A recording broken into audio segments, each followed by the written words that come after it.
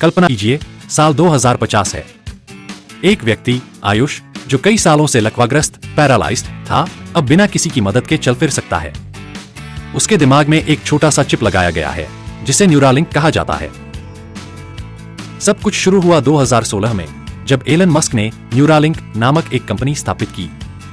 इस कंपनी का उद्देश्य था मस्तिष्क और कंप्यूटर को जोड़ने वाला एक interface, brain computer interface (BCI) बनाना। एलन मस्क का सपना था कि इंसानों को मशीनों के बराबर तेज और शक्तिशाली बनाया जाए, ताकि वे कृत्रिम बुद्धिमत्ता (AI) से पीछे न रह जाएं। आयुष की तरह ही न्यूरालिंक एक छोटे से चिप के माध्यम से काम करता है, जिसे सर्जरी द्वारा मस्तिष्क में स्थापित किया जाता है। यह चिप अत्यंत पतले और लचीले धागों से जुड़ा होता है, जो मस्तिष्क की न्यूरॉन्स (नर्व सेल्स) से संकेत प्राप्त करता है। जब कोई व्यक्ति सोचता है, तो उसके मस्तिष्क में इलेक्ट्रिकल सिग्नल उत्पन्न होते हैं। न्यूरालिंक इन संकेतों को पकड़कर कंप्यूटर को भेजता है और कंप्यूटर उन्हें समझकर उचित प्रतिक्रिया देता है। 2020 में न्यूरालिंक ने सबसे पहले एक सुअर गर्ट्रूड पर इसका परीक्षण किया। फिर 2021 में एक बंदर पेजर को न्यूरालिंक लगाया गया, जिसने अपने दिमाग से वीडियो गेम पोंग खेला। फरवरी 2024 में न्यूरालिंक का पहला मानव परीक्षण हुआ। एक लकवाग्रस्त व्यक्ति ने न्यूरालिंक की मदद से अपने दिमाग से कर्सर को नियंत्रित किया। भविष्य की संभावनाएं। 2050 में आयुष जैसे हजारों लोग न्यूरालिंक से लाभ उठा रहे हैं। अब वे न केवल अपने शरीर को नियंत्रित कर सकते हैं, बल्कि अपने विचारों के माध्यम से सीधे कंप्यूटर, स्मार्टफोन और रोबोट्स को संचालित कर सकते हैं। आगे चलकर न्यूरालिंक मेमोरी को स्टोर और रिस्टोर करने में मदद कर सकता है। दिमागी बीमारियों जैसे डिप्रेशन, पार्किंसंस और अल्जाइमर का इलाज कर सकता है। इंसानों और AI के बीच सीधा संवाद संभव बना सकता है। क्या न्यूरालिंक सुरक्षित है? हर नई तकनीक की तरह न्यूरालिंक के भी कुछ सवाल खड़े होते हैं। क्या यह 100% सुरक्षित होगा? क्या इससे हैकिंग का खतरा रहेगा? क्या इससे इंसानों की गोपनीयता खत्म हो जाएगी? लेकिन एक बात तय है, न्यूरालिंक ने एक ऐसी दुनिया की नींव रख दी है जहां इंसान और मशीन एक दूसरे के पूरक बन सकते हैं। आज न्यूरालिंक केवल एक तकनीक नहीं, बल्कि मनुष्य की क्षमताओं को असीमित करने का जरिया बनता जा रहा है। यह हमें सुपर ह्यूमन बनने की ओर ले जा सकता है, जहां सोच ही शक्ति होगी। न्यूरालिंक कोई जादू या सिर्फ कल्पना नहीं है, बल्कि यह न्यूरोसाइंस, कंप्यूटर साइंस और बायोटेक्नोलॉजी का अद्भुत संगम है। इसे समझने के लिए हमें यह जानना होगा कि हमारा मस्तिष्क कैसे काम करता है और न्यूरालिंक इसे कैसे बदल सकता है। हमारा मस्तिष्क 86 अरब न्यूरॉन्स से बना होता है। ये न्यूरॉन्स एक दूसरे से इलेक्ट्रिकल और केमिकल संकेतों के माध्यम से संवाद करते हैं। जब हम कोई चीज सोचते हैं, महसूस करते हैं या कोई हरकत करते हैं, तो न्यूरॉन्स के बीच सिग्नल पास होते हैं। यह signal electrical impulse, action potentials के रूप में यात्रा करते हैं और न्यूरोट्रांसमीटर्स नामक रसायनों के जरिए एक न्यूरॉन से दूसरे तक जाते हैं। यह प्रक्रिया इतनी तेज होती है कि हम इसे महसूस भी नहीं कर पाते। न्यूरालिंक का मुख्य उद्देश्य इस सिग्नल को पढ़ना और कंप्यूटर तक पहुंचाना है, ताकि दिमाग सीधे मशीन से बात कर सके। न्यूरालिंक एक ब्रेन कंप्यूटर इंटरफेस (BCI) है। यह मस्तिष्क के संकेतों को पढ़कर मशीन तक पहुंचाता है और मशीन के संकेतों को वापस दिमाग में भेज सकता है। एक छोटी सी चिप लगभग एक सिक्के के आकार की होती है। इसमें 1024 से अधिक इलेक्ट्रोड्स होते हैं, जो बाल से भी पतले होते हैं। इसे मस्तिष्क की सतह पर लगाया जाता है, ताकि यह न्यूरॉन्स से सीधे सिग्नल प्राप्त कर सके। ये इलेक्ट्रोड्स न्यूरॉन्स से निकलने वाले इलेक्ट्रिकल सिग्नल को पकड़ते हैं और एक कंप्यूटर को भेजते हैं। इसका अर्थ यह हुआ कि अब आप केवल सोचकर कंप्यूटर, रोबोट या कृत्रिम हाथों को नियंत्रित कर सकते हैं। न्यूरालिंक सिर्फ पढ़ने (रीड) का ही नहीं, बल्कि लिखने (राइट) का भी काम कर सकता है। इसका मतलब यह दिमाग में नई जानकारियां भेज भी सकता है। संभावित क्षमताएं। न्यूरालिंक हमें तेज सोचने, जल्दी सीखने और बड़ी मात्रा में डेटा प्रोसेस करने में मदद कर सकता है। यह हमारे याद रखने की क्षमता मेमोरी को बढ़ा सकता है। आप बिना स्क्रीन देखे ही सीधे इंटरनेट से जानकारी प्राप्त कर सकते हैं। कल्पना कीजिए, आप बिना किसी गूगल सर्च के कोई भी जानकारी तुरंत अपने दिमाग में पा सकते हैं। न्यूरालिंक की मदद से लोग बिना शब्दों के ही आपस में संवाद कर सकते हैं। यह किसी डिजिटल टेलीपैथी की तरह होगा, जहां विचारों को सीधे साझा किया जा सकेगा। लकवा पैरालिसिस के मरीज जो चल फिर नहीं सकते, वे न्यूरालिंक से रोबोटिक हाथ पैरों को नियंत्रित कर सकते हैं। पार्किंसंस और डिप्रेशन जैसी न्यूरोलॉजिकल बीमारियों का इलाज संभव हो सकता है। मस्तिष्क में नई यादों को स्टोर करना, यह भविष्य में अल्जाइमर के इलाज में मदद कर सकता है। यह विज्ञान फिक्शन नहीं, बल्कि वैज्ञानिक वास्तविकता बन रही है। यह एक ऐसी तकनीक है जहां ब्रेन के क्षतिग्रस्त हिस्से को कृत्रिम रूप से ठीक किया जाता है। उदाहरण, यदि कोई व्यक्ति लकवाग्रस्त है, तो न्यूरालिंक उसके दिमाग से सिग्नल लेकर एक रोबोटिक हाथ को नियंत्रित कर सकता है। न्यूरालिंक एआई का उपयोग करके दिमाग के सिग्नलों को डिकोड करता है। यह सीख सकता है कि किसी व्यक्ति के विचारों का क्या अर्थ होता है और उनके आधार पर भविष्यवाणी कर सकता है। चूंकि न्यूरालिंक को मस्तिष्क में लगाने के लिए अत्यंत सटीक सर्जरी की आवश्यकता होती है, इसलिए इसे एक विशेष रोबोट द्वारा लगाया जाता है। यह रोबोट माइक्रो इलेक्ट्रोड्स को इतने सूक्ष्म स्तर पर रख सकता है कि वे न्यूरॉन्स को क्षति पहुंचाए बिना कार्य करें। इसका अर्थ यह हुआ कि भविष्य में न्यूरालिंक लगाने के लिए अस्पताल जाने की जरूरत नहीं होगी। यह एक साधारण रोबोटिक प्रक्रिया से किया जा सकेगा। संभावित खतरे और चुनौतियां। हैकिंग का खतरा, अगर कोई आपके दिमाग को हैक कर ले तो क्या होगा? निजता का उल्लंघन, प्राइवेसी इश्यूज, क्या सरकारें और कंपनियां आपके विचारों को नियंत्रित कर सकती हैं? मानवता पर नियंत्रण, अगर न्यूरालिंक को गलत हाथों में दिया जाए तो क्या इससे लोगों की स्वतंत्र सोच को रोका जा सकता है? अगर न्यूरालिंक पर सही नियंत्रण नहीं रखा गया तो यह मानवता के लिए सबसे बड़ा खतरा भी बन सकता है। क्या न्यूरालिंक इंसान को सुपरह्यूमन बना देगा या यह उसे मशीनों का गुलाम बना देगा? अगर हम भारतीय ग्रंथों की गहराई में जाएं, तो न्यूरालिंक जैसी तकनीक की अवधारणा कई प्राचीन शास्त्रों में संकेतों के रूप में मिलती है। हमारे ऋषियों ने हजारों साल पहले ही चेतना, मस्तिष्क की शक्ति और अदृश्य संचार की बात कही थी। योग और ध्यान में कहा गया है कि मस्तिष्क की शक्ति से ही भौतिक जगत पर नियंत्रण किया जा सकता है। ऋषिमुनि ध्यान के माध्यम से अपने विचारों को नियंत्रित करके वस्तुएं हिला सकते थे, जिसे मन शक्ति कहा जाता है। न्यूरालिंक भी ठीक ऐसा ही करता है। यह मस्तिष्क में न्यूरॉन्स से निकलने वाले संकेतों को पकड़कर मशीनों को नियंत्रित करता है। यह हमारे विचारों को डिजिटल रूप में बदलकर कृत्रिम बुद्धिमत्ता एआई से जोड़ता है। योग सूत्र में महर्षि पतंजलि ने सिद्धियों का वर्णन किया है, जैसे अनिमा, किसी भी चीज को छोटा कर लेना। महिमा, किसी भी चीज को बड़ा कर लेना। लघिमा, अपने शरीर को हल्का कर लेना। प्राप्ति, किसी भी स्थान पर तुरंत पहुंच जाना। न्यूरालिंक एक प्रकार से प्राप्ति सिद्धि की ओर बढ़ने जैसा है, जहां व्यक्ति मात्र विचारों से सूचनाओं का आदान प्रदान कर सकता है, ठीक वैसे ही जैसे हमारे ऋषि दूर बैठे संवाद करते थे।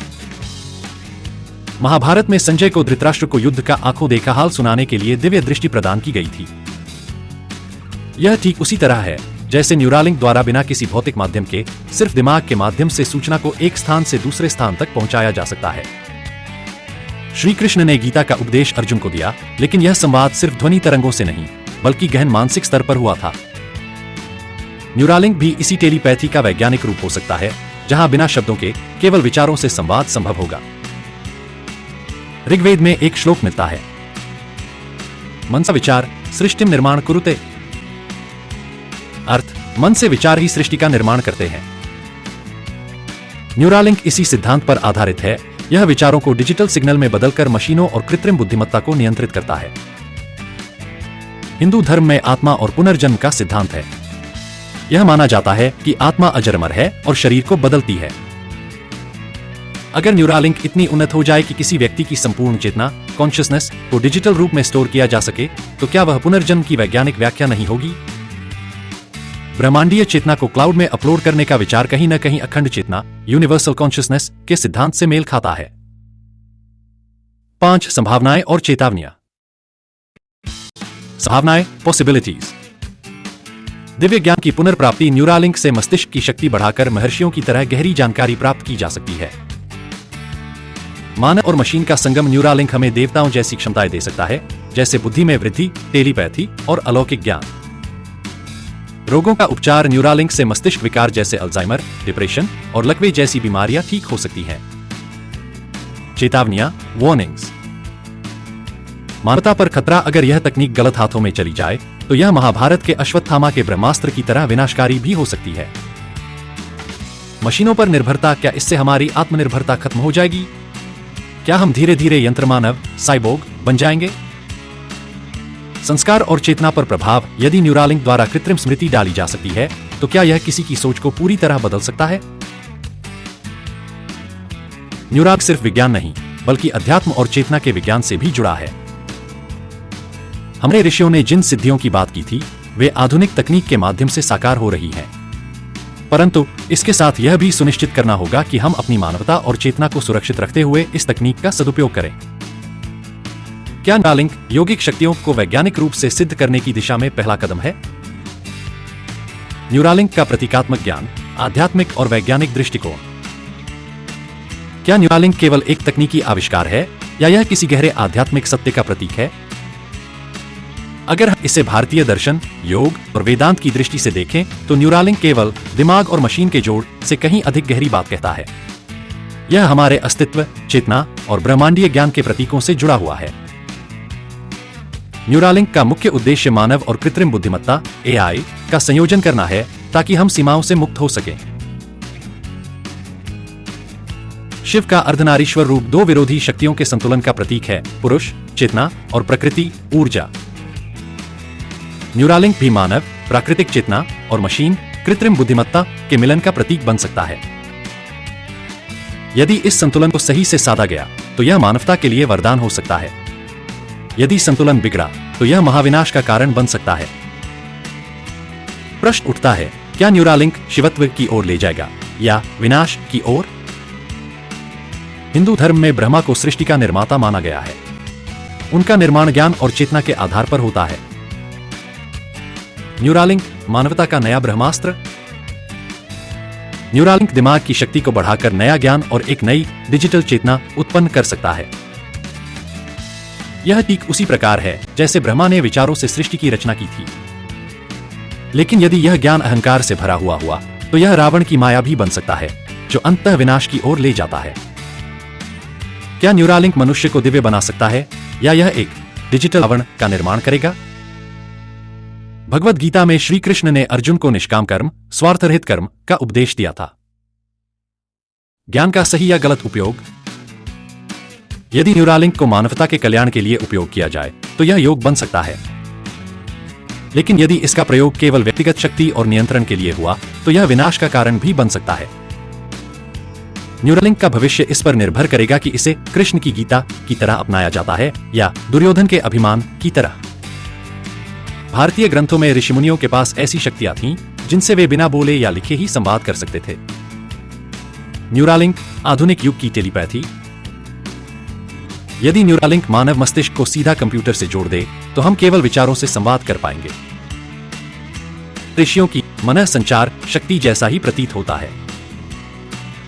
प्रश्न यह है, क्या यह ज्ञान साधना से प्राप्त किया जाएगा या मशीनों पर निर्भर होकर? रामायण में रावण को एक महान ज्ञानी बताया गया है जिसने ब्रह्मा और शिव से कई वरदान प्राप्त किए थे, लेकिन उसका अहंकार ही उसके पतन का कारण बना। न्यूरालिंक वरदान या अभिशाप। यदि मनुष्य न्यूरालिंक से अहंकार और शक्ति प्राप्त करने का प्रयास करेगा तो यह रावण की तरह विनाशकारी हो सकता है। लेकिन यदि यह सही उद्देश्य के साथ उपयोग किया जाए तो यह हनुमान की भक्ति की तरह शक्ति प्रदान कर सकता है। न्यूरालिंक एक रावण का मस्तिष्क भी बन सकता है और हनुमान की शक्ति भी। यह इस पर निर्भर करता है कि हम इसे किस प्रकार उपयोग करते हैं। भारतीय दर्शन में सतयुग, त्रेता युग, द्वापर युग और कलयुग का चक्र चलता है। क्या न्यूरालिंक सतयुग की ओर ले जा सकता है? यदि न्यूरालिंक का सही उपयोग हो तो यह ज्ञान युग, सतयुग ला सकता है। लेकिन यदि यह लालच, शक्ति और नियंत्रण का माध्यम बन गया तो यह और गहरे कलयुग की ओर ले जा सकता है। क्या न्यूरालिंक हमें ज्ञान युग में ले जाएगा या यह कलयुग का क्रम बनेगा? न्यूरालिंक केवल टेक्नोलॉजी नहीं बल्कि धर्म और विज्ञान का द्वार है। अब यह हम पर निर्भर है कि हम इसे गीता के मार्ग पर ले जाए या रावण के मार्ग पर। अगर हम न्यूरालिंक को भारतीय ग्रंथों, दर्शन और योगिक ज्ञान से जोड़कर देखें तो यह सिर्फ एक तकनीकी आविष्कार नहीं रहेगा बल्कि चेतना, कॉन्शियसनेस और मानवता के विकास की एक नई दिशा बन सकता है। आधुनिक विज्ञान और प्राचीन भारतीय ज्ञान के मेल से हम कुछ नए विचार और संभावनाएं तैयार कर सकते हैं जो मानव सभ्यता के लिए क्रांतिकारी साबित हो सकती हैं। भारतीय ऋषिमुनि ध्यान और समाधि के द्वारा अपने मस्तिष्क को इतनी तीव्रता से केंद्रित कर सकते थे कि वे अपनी शारीरिक सीमाओं से परे जा सकते थे। न्यूरालिंक यदि मस्तिष्क के गहरे तरंग पैटर्न ब्रेन वेव्स को पढ़ सके तो यह संभव है कि ध्यान की गहन अवस्थाओं को डिजिटली रिकॉर्ड किया जा सके। इससे कोई भी व्यक्ति योगियों की ध्यान शक्ति को सीखने और अनुभव करने में सक्षम हो सकता है। नया विचार, क्या न्यूरालिंक ध्यान की सर्वोच्च अवस्था समाधि को समझकर उसे लोगों तक डिजिटल रूप से पहुंचा सकता है? योग में 8 प्रमुख सिद्धियों का उल्लेख है, जिनमें से कुछ ये हैं। अणिमा, स्वयं को अत्यंत लघु बना लेना। लघिमा, भारहीनता प्राप्त करना। प्राप्ति, कहीं भी जाने की शक्ति। वशित्व, वस्तुओं और लोगों पर नियंत्रण। आधुनिक न्यूरोसाइंस के अनुसार यदि मस्तिष्क की न्यूरल एक्टिविटी को पूरी तरह नियंत्रित किया जा सके तो मनुष्य अपनी इंद्रियों और सोचने की प्रक्रिया पर अत्यधिक नियंत्रण प्राप्त कर सकता है। न्यूरालिंक वास्तविकता को अनुभव करने के तरीके को बदल सकता है। उदाहरण के लिए, वर्चुअल रियलिटी को सीधे दिमाग से जोड़कर व्यक्ति किसी भी जगह होने का अनुभव कर सकता है। नया विचार, क्या न्यूरालिंक हमें डिजिटल सिद्धियों की ओर ले जा सकता है, जहां हम वास्तविकता को अपने मन से नियंत्रित कर सकते हैं? भारतीय ग्रंथों में कहा गया है कि ध्वनि, साउंड और स्पंदन वाइब्रेशन का मस्तिष्क और चेतना पर गहरा प्रभाव पड़ता है। न्यूरालिंक यदि ध्वनि तरंगों साउंड वेव्स के न्यूरल प्रभाव को समझ सके तो यह संभव है कि संस्कृत मंत्रों के प्रभाव को वैज्ञानिक रूप से मापा जाए। यह प्रयोग बता सकता है कि कौन से मंत्र मस्तिष्क को शांत करते हैं और कौन से मंत्र बौद्धिक क्षमता को बढ़ाते हैं। नया विचार, क्या न्यूरालिंक से हम मंत्रों के सही कंपन फ्रीक्वेंसीज को पहचान कर उन्हें चिकित्सा और मानसिक विकास के लिए उपयोग कर सकते हैं? बीज मंत्र जैसे ह्रीं श्रीं को ऊर्जा जागृत करने का स्रोत माना जाता है। यदि न्यूरालिंक इन ध्वनियों के प्रभाव को न्यूरल नेटवर्क में मापे तो यह संभव है कि हम न्यूरॉन्स को पुनर्जीवित रिजनरेट कर सकें। न्यूरोथेरेपी में ध्वनि साउंड थेरेपी का उपयोग किया जाता है और यह न्यूरालिंक के साथ मिलकर ब्रेन इंजरी को ठीक कर सकता है। नया विचार, क्या न्यूरालिंक से मंत्रों की चिकित्सा शक्ति साउंड हीलिंग को वैज्ञानिक रूप से विकसित किया जा सकता है? भारतीय दर्शन के अनुसार हर व्यक्ति का कर्म कार्य उसके भविष्य को निर्धारित करता है। न्यूरालिंक यदि व्यक्ति की सोच, निर्णय और भावनाओं को रिकॉर्ड कर सके तो यह संभव है कि हम डिजिटल कर्मा रिकॉर्ड बना सकें। नया विचार, क्या न्यूरालिंक एक कर्म बैंक बना सकता है जहां हर व्यक्ति की सोच और कर्म का डेटा स्टोर हो और उसका प्रभाव अगले जीवन रीइंकार्नेशन तक देखा जा सके? भारतीय योग परंपरा में स्वप्न योग ड्रीम योगा का उल्लेख है, जहां योगी अपने सपनों को नियंत्रित कर सकते थे। न्यूरालिंक यदि रेम स्लीप के दौरान न्यूरल पैटर्न को रिकॉर्ड करे तो यह संभव हो सकता है कि हम सपनों को देख सकें या उन्हें नियंत्रित कर सकें। भविष्य में न्यूरालिंक हमें लूसिड ड्रीमिंग को डिजिटल रूप से सक्षम करने में मदद कर सकता है। नया विचार, क्या न्यूरालिंक स्वप्न रिकॉर्डिंग या स्वप्न नियंत्रण जैसी नई तकनीकों को जन्म दे सकता है? भारतीय ग्रंथों के अनुसार सतयुग में मनुष्य अत्यंत उन्नत और दिव्य होते थे। यदि न्यूरालिंक मस्तिष्क की सुपर इंटेलिजेंस, टेलीपैथी और मानसिक शक्ति को बढ़ा सके तो यह मानवता को एक नए ज्ञान युग एज ऑफ एनलाइटमेंट की ओर ले जा सकता है। नया विचार, क्या न्यूरालिंक के माध्यम से सतयुग जैसी चेतना को फिर से जागृत किया जा सकता है? आपका क्या विचार है? क्या यह सत्ययुग की ओर ले जाएगा या डिजिटल कलयुग को जन्म देगा?